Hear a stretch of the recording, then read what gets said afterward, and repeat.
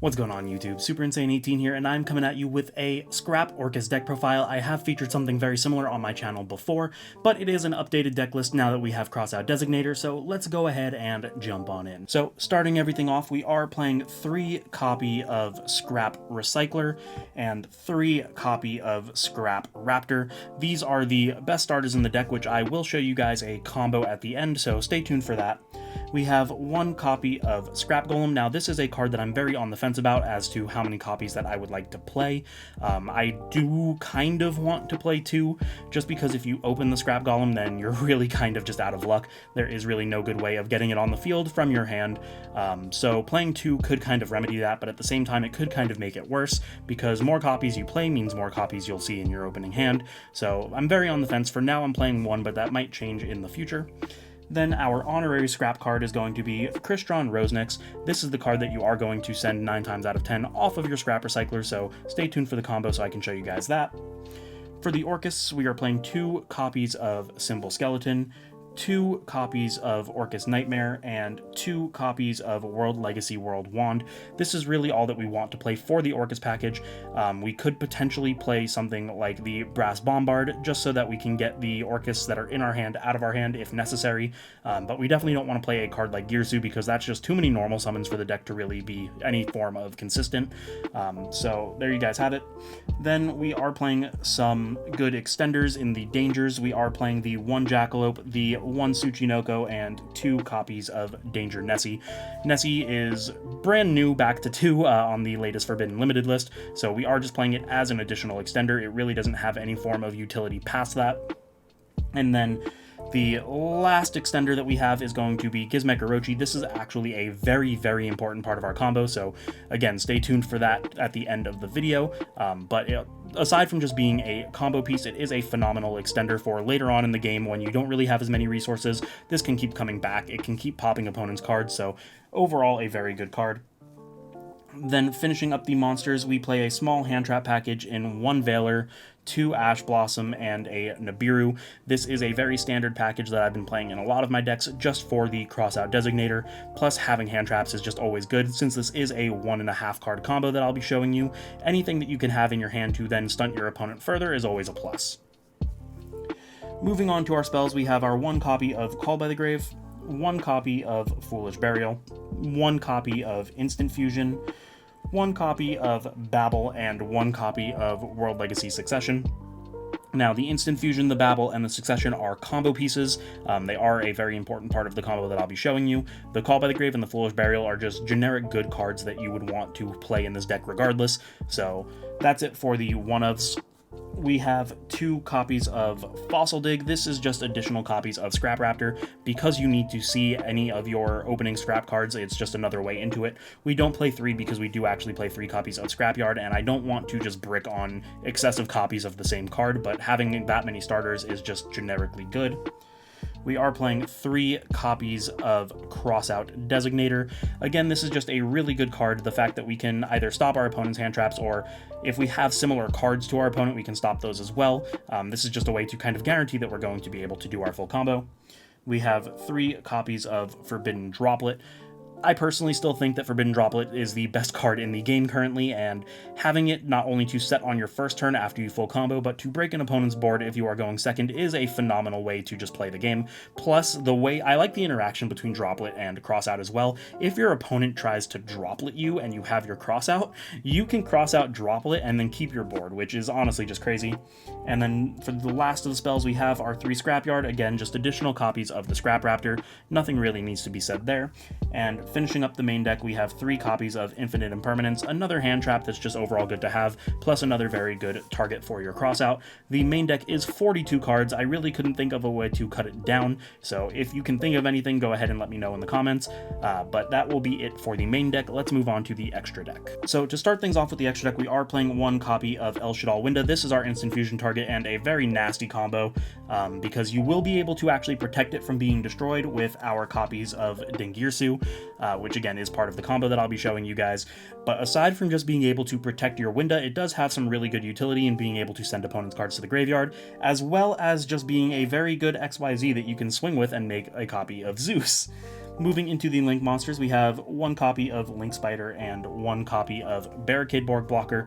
Barricade Borg Blocker is mostly just to discard any problem cards that you have in your hand that you need in the graveyard. Like if you were to open the Rosnix, you can make this, send the Rosnix, and then that just becomes an additional extender, which is why we also have the Link Spider. If you have to use your Rosnix later on, the Rosnix token can turn into a Link Spider, making it into an effect monster for other cards that you need, because cards like Galatea require effect monsters. So we are only playing 2 Galatea. I would like to play a third, but there really is just no room. We are playing one copy of IP Masquerena, one copy of Lib. This will search our succession in the combo that I'm going to show you guys. One copy of Predaplant Verte Anaconda. This is the easiest way to actually make your Winda. And then one copy of Scrap Wyvern, the MVP of the deck, the whole reason that honestly this deck even works to begin with.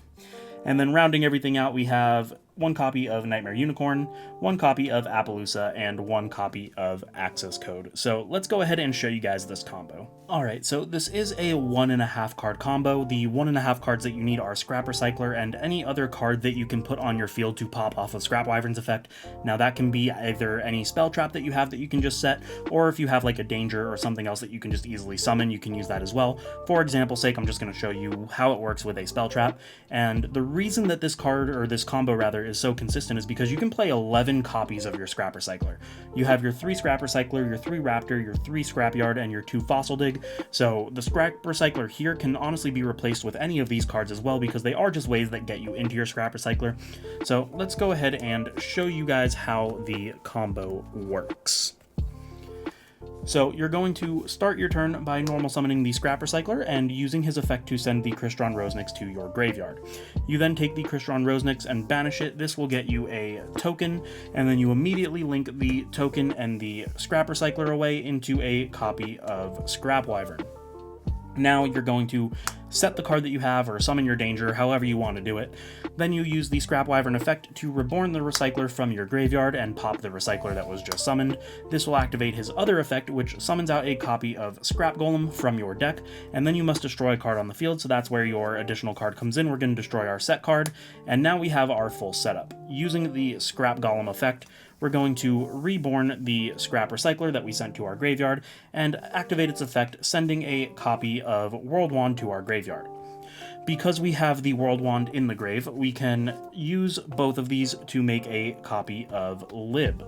Now, Lib has an effect that will allow you to search the copy of World Legacy Succession. It actually just sets it from your deck to your field. Then you can activate the Succession and reborn your copy of Scrap Golem. Now, Scrap Golem is not once per turn, so you use its effect again to summon out your Scrap Recycler. And again, Scrap Recycler is also not once per turn, so you can use its effect to send any machine. We will send our copy of Orcust Nightmare. Now, the next step is very important because you have to do it before you lock yourself into darks with the Orcust effect. You are going to take your Lib and your Scrap Wyvern, and you are going to summon out a copy of Appaloosa, Bow of the Goddess. Now, this is only at 2 negates right now, but we are actually going to pump that up a little later. Now we want to take our Orcust Nightmare in our graveyard, banish it for its effect, and this will allow us to send a copy of Simple Skeleton to the graveyard. We have to target one of these, but it doesn't matter which one because it's only until the end of the turn, but just keep that in mind. Then we can take the World Wand that we sent originally and banish that, which will allow us to summon out a copy of Nightmare from our banished. Here we can take the Nightmare and either of our scraps, it does not matter which one, link them both away into a copy of Galatea. We'll use the Galatea effect immediately once we summon it, shuffling back our copy of World Legacy Wand, and this will allow us to set a copy of Babel from our deck to our field. We'll just immediately activate it because we want our Orcust to be quick effects. Then what we'll do is we'll take the Simple Skeleton that we sent to our graveyard, banish that, summoning back out our Nightmare. Here we're going to overlay the Galatea into a Dingirsu. This will activate the Dingirsu effect, allowing us to recycle our skeleton, putting it back under it as material. And then we take our last 2 monsters and we turn those into a copy of Predaplant. Now, we're done for the turn, so we're going to use the Predaplant, paying 2,000. This will allow us to send a copy of Instant Fusion to our graveyard and get us a copy of Winda to our side of the field. We go to our end phase. The instant fusion effect that Predaplant copied will try to destroy the Winda, but the Girsu will actually be able to save it.